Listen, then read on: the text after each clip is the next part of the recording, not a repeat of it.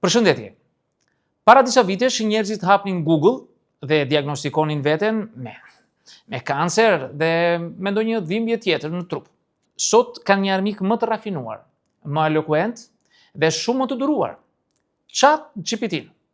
Ai nuk të trëm me kancer, nuk të qorton me stil mjekësor dhe nuk të thotë të vishesh e të shkosh te doktori.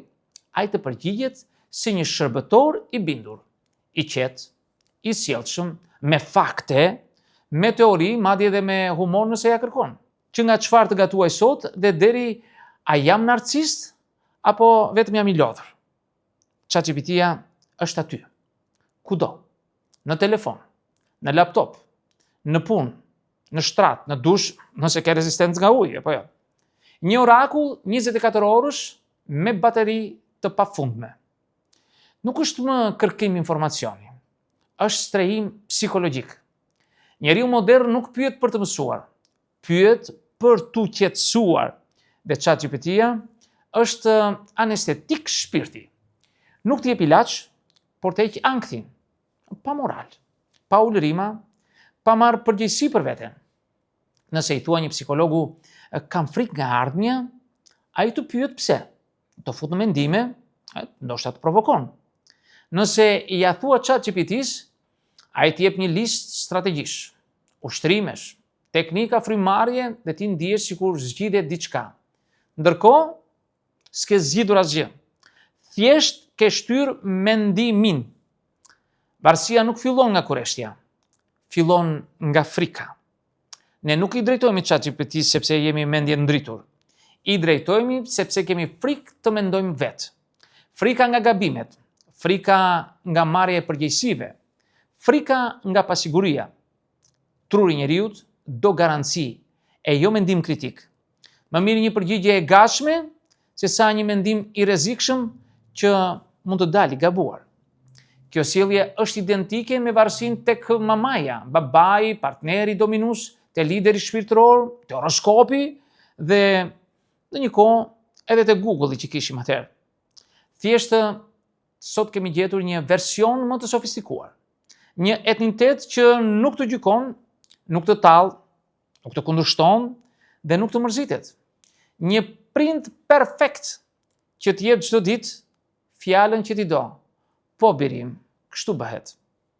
Ironia është se njerëzit nuk po kërkojnë zgjidhje, po kërkojnë të shmangin ndjesitë e pakëndshme. Po ikin nga bara e të menduarit.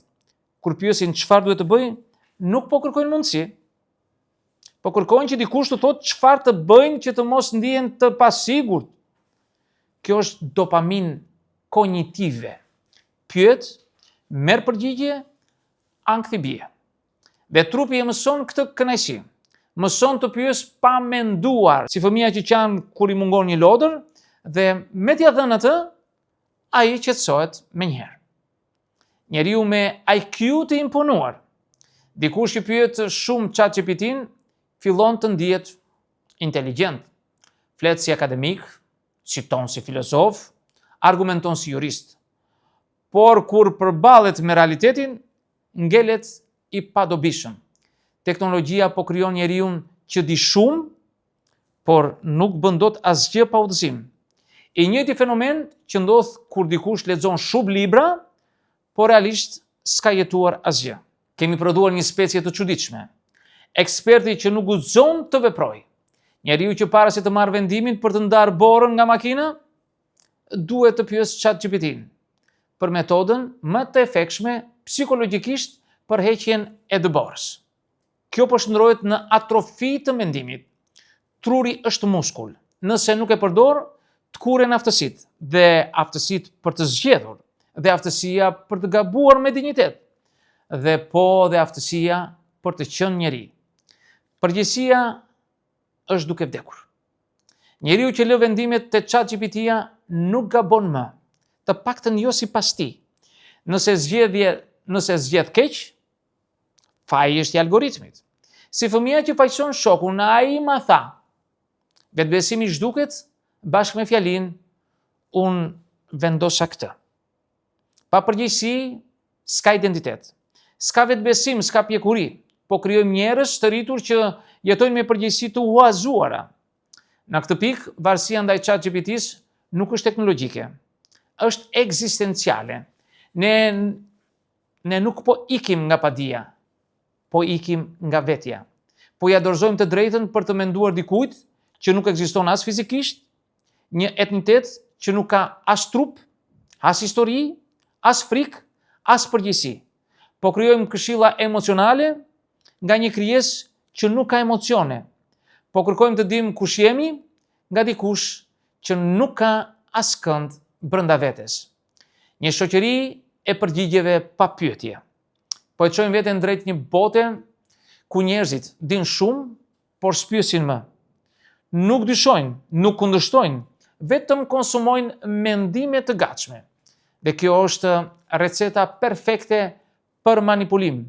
Njerëzit nuk do të manipulohen nga inteligjenca artificiale, por nga ata që do të kontrollojnë inteligjencën artificiale. Nëse s'ke mendimin tënd, çdo përgjigje që merr bëhet e vërtet, jo sepse është e saktë, por sepse nuk ke guxim të mendosh vetë. Zgjidhja e thjeshtë. Ktheje trurin në përdorim, vije trurin në punë. Nuk po them të mos përdorësh teknologjinë, po them të mos e përdorësh si tru rezervë. ChatGPT-ja mund të jap pasqyra, jo vendime. Mund të jap ide, jo identitet. Mund të udhëzoj, por ti duhet të marrësh vendim. Nëse vendimet e tua nuk kanë peshë, as jeta jote nuk ka peshë. Liria e mendimit nuk qëndron se sa shumë di, qëndron te fakti që vendos vetë. Njeriu nuk bëhet i fortë kur ka informacion, por kur ka autonomi. Prandaj të paktën herën tjetër, mos e pyet ChatGPT-n, pyet veten. Dhe nëse s'di përgjigje të saktë, të paktën është e jotja. Dhe kjo të bën njeri. Mos e lejo trurin të kthehet në dekor të kokës. Është keq për ty. Dhe fatkeqësi për humanitetin që po shitet për pak qetësi emocionale. Miq, këtë do të thosha në këtë video, unë ju falenderoj për vëmendjen. Nëse dëshironi mund të bëni komentet tuaja, por mos harroni asnjëherë të bëni subscribe në kanalin tim për të marrë videot që unë e therr pas here. Dhe deri në videon tjetër, miru takofshim.